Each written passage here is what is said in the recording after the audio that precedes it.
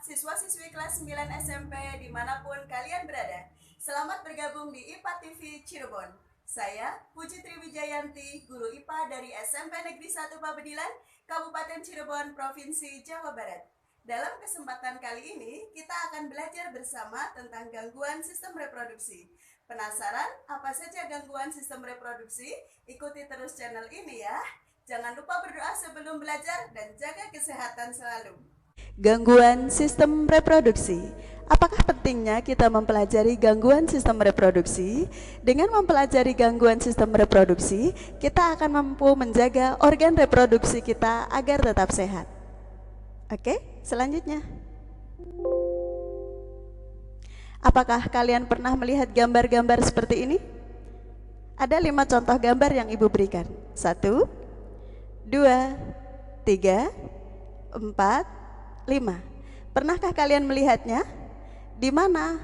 Mungkin kalian bisa menceritakan pengalaman kalian melihat gambar seperti ini kepada orang tua kalian di rumah. Apa yang menyebabkan sistem gangguan reproduksi? Gangguan sistem reproduksi disebabkan oleh bakteri, virus, jamur, dan ditularkan. Yang pertama, ditularkan dari orang tua yang terinfeksi kepada anaknya. Yang kedua, ditularkan akibat gaya hidup seks bebas. Yang ketiga, ditularkan karena menggunakan bersama jarum suntik untuk obat-obatan terlarang.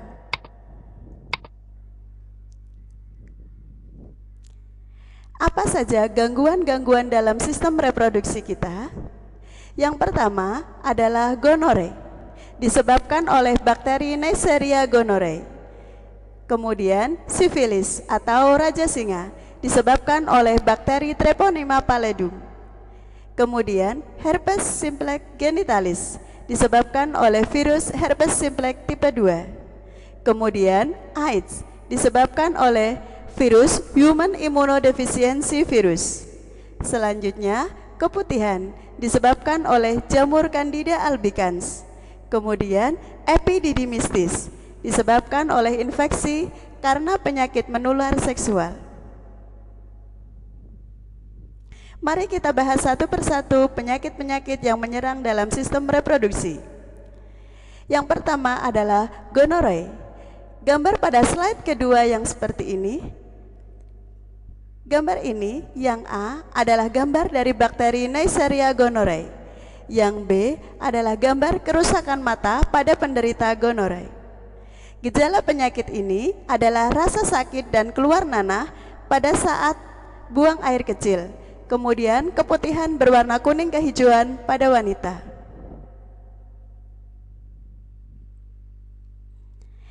Yang kedua, sifilis atau dikenal dengan raja singa. Gambar pada slide kedua yang tadi, yang A ini namanya adalah bakteri Treponema pallidum. Yang B adalah gejala penyakit pada wajah penderita sifilis. Gejala awal penyakit ini adalah luka pada tempat masuknya bakteri ke dalam tubuh, biasanya pada daerah sekitar kelamin. Penyakit ini dapat menyebar dan menyerang organ-organ tubuh lainnya, kemudian menimbulkan kerusakan pada organ tersebut. Penyakit sistem reproduksi selanjutnya adalah herpes simplex genitalis. Virus yang seperti kulit buah nangka ini adalah virus herpes simplex. Kemudian yang B ini adalah gambar dari gejala penyakit herpes pada kulit, terutama pada alat kelamin. Gejala penyakit ini berupa gatal-gatal, pedih, dan kemerahan pada kulit di daerah kelamin. Pada daerah tersebut kemudian timbul beberapa lepuh kecil-kecil. Selanjutnya lepuh menjadi pecah dan menimbulkan luka. Penyakit sistem reproduksi selanjutnya adalah AIDS. Gambar pada slide kedua yang seperti ini. Yang A adalah gambar dari virus HIV. Yang B adalah gambar dari penderita HIV AIDS. Seseorang yang terinfeksi HIV, sistem kekebalan tubuhnya akan semakin menurun. Dalam kurun waktu 5-7 tahun, penderita nampak seperti orang sehat saja, belum memperlihatkan gejala. Fase selanjutnya, AIDS baru dapat terdiagnosis setelah kekebalan tubuh sangat berkurang dan timbul penyakit tertentu seperti TBC, pneumonia, herpes, saraf terganggu, dan lain-lain. Namun sebagai catatan, tidak semua orang yang mengidap penyakit tersebut di atas pasti menderita AIDS.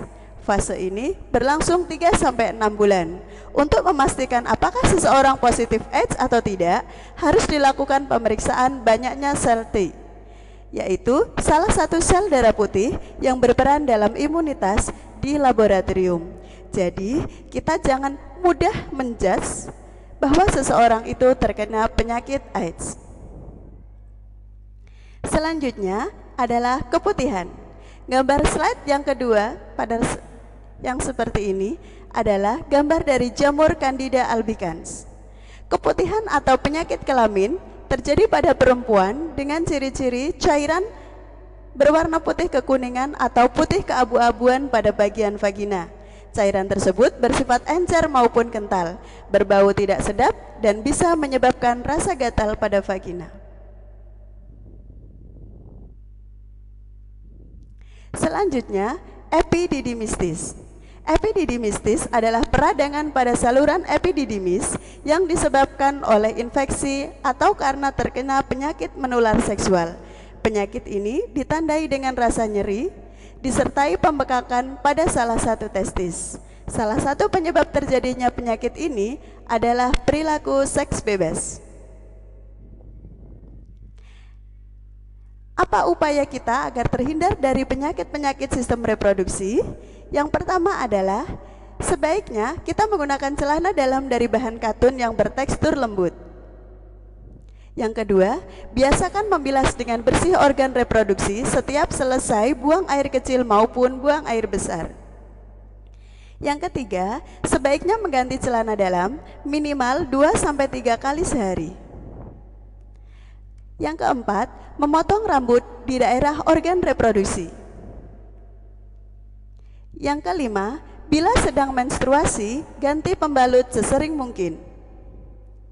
Yang keenam, hindari menggunakan sabun pembersih kewanitaan dan pentil liner secara terus-menerus, karena penggunaan sabun pembersih kewanitaan dan pentil liner secara terus-menerus akan memicu tumbuhnya damur.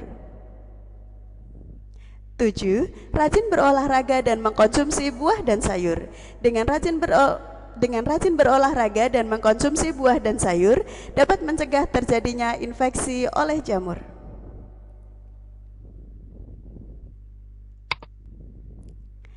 Nah, para siswa, demikianlah pembahasan kita kali ini tentang penyakit-penyakit dalam sistem reproduksi. Semoga kalian semua bisa mengambil manfaatnya. Terima kasih atas perhatian kalian. Sampai ketemu dalam pembelajaran selanjutnya.